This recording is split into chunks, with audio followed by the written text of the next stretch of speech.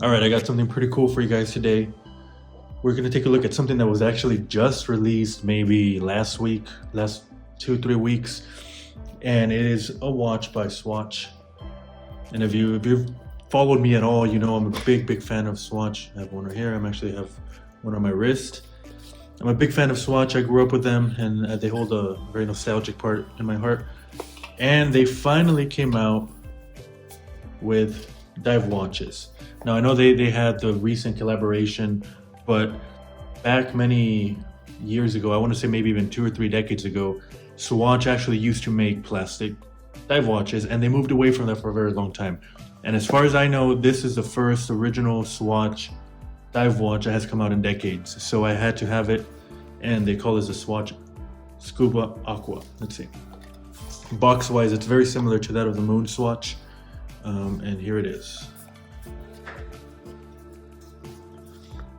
Now this comes, first of all, this does come in a couple of colors. This comes in black, white, red, blue, and yellow. The yellow, they advertise it as, I think they named it egg yolk, but it's much more of like a lime green kind of color. I had to go with the white, obviously because of the hands here.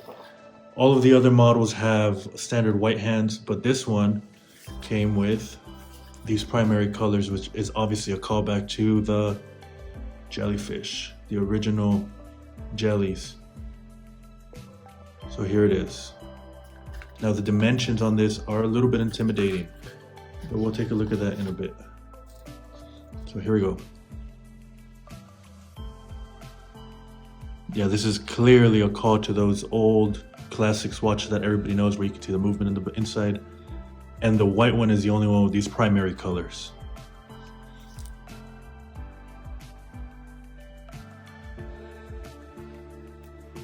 Now, what do I like, what I dislike about this? First of all, let's peel this here. Obviously, this is all Swatch right here. One of the reasons I did not like the collaborations is because I think those are too serious. I think Swatch watches need to inherently be playful, bright colors, plastic, and this is one of those, they're returning to the roots. I really do like the design. The strap, I have owned a couple of different Swatch watches, and some of them are hit or miss. For example, this is the Swatch Skin. The straps are absolutely incredible on these. This is that kind of strap, very flexible. Now, some things that I do like, I like that the case here is actually transparent, not all white, as I do think the white can kind of stain away. But I do hear that there's a way to remove those, so I will try this out. I am gonna definitely wear this for enough time to see if there's any wear and tear. I do like the design. The crown over here, the 10 o'clock, I could do without, but that's fine. Again, I'm okay with crazy designs like this. Now the big issue here, in my opinion, is dimensions. We're looking at a 44mm case. That's a big one. And you're looking at around 15mm thick. This is a big watch, and for someone like me who has very small wrists, it's going to be kind of hard to pull it off. But again, because they are bright colors, because they are plastic and playful, I think it's okay to kind of go with that big watch on these. But we'll see. I did try them on at the store, and they do wear a little bit smaller because of kind of the shape here. As you can see, the curve, it curves onto your wrist, and I'll show some wrist shots right now where you can really see that. Now the bezel action, it feels pretty firm, but it's not as resistant as some of my Seikos, but it's definitely not wobbling around or anything like that. This is not a screw down crown. You do have the crown signed, but it is not a screw down crown. Therefore, this does have 100 meter water resistance.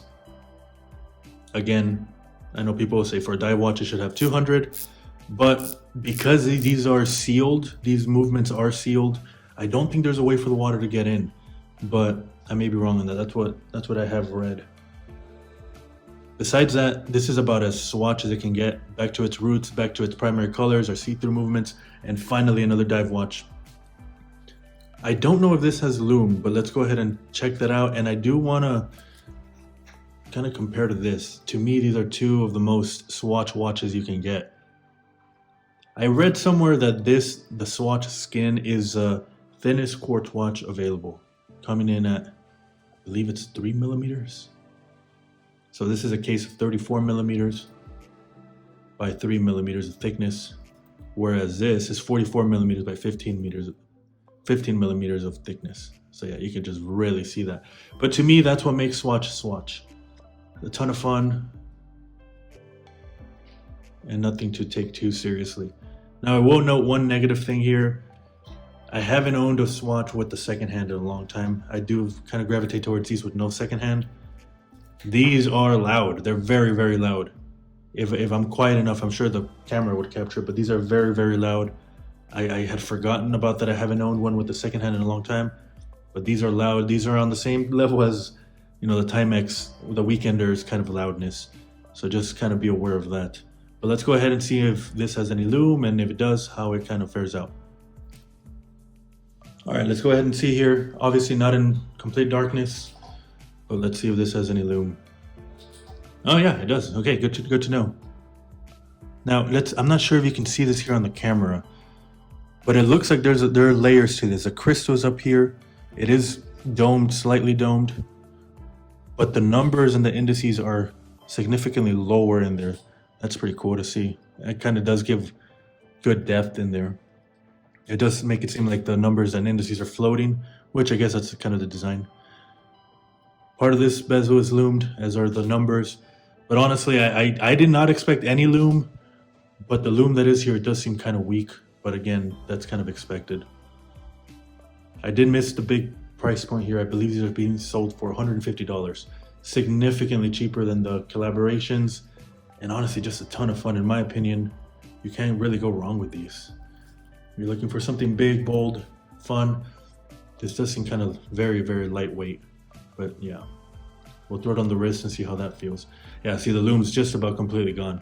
Again, I don't expect any lume from any sort of half decent lume from Swatch, but at least there is some lume there. That's good to see.